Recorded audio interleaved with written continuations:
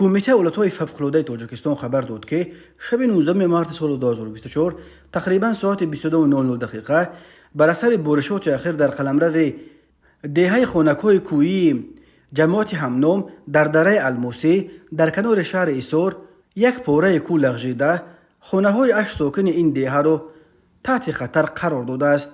کمیته اولتای فوق‌العاده گفت بلافاصله در پی دریافت این خبر از حساب کارمندان این نهاد و کمیسیون اولتای فوق‌العاده شهر ایسار گروه کاری تأسیس داده شده به جای حادثه سفر برگردیدند. الکی ساعت 23:00 دقیقه 7 عائله عبارت از 33 نفر را به مکانهای امن کوچانیدند. اعضای یک عائله دیگر در حال حاضر در مهاجرت کاری در روسیه قرار داشتند.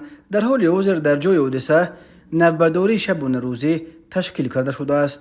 گفته می شود در خبر کمیته اولتای فوق‌العاده تاجیکستان سال 2023 در تاجیکستان 550 حادثه و حالتهای فوق‌العاده طبیعی از جمله 335 حالت لغزش ترمه، 79 سیل، 47 زمین لرزه، 26 حالت ریزش سنگ در راهها، 22 یرش، 17 حادثه بلند شدن سطح آب و دریا و کانالها، 10 مورد شمال سخت و 12 مورد بارانی‌های شدید ثبت شده است.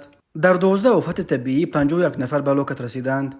ضرر آفت‌های طبیعی به اقتصاد جمهوری و ساکنان رسیده در سال گذشته 76 میلیون و 770 هزار سومونی یا بیش از 7 میلیون دلار و در 4 سال اخیر قریب 331 میلیون سومونی یا بیش از 30 میلیون دلار را تشکیل داده است.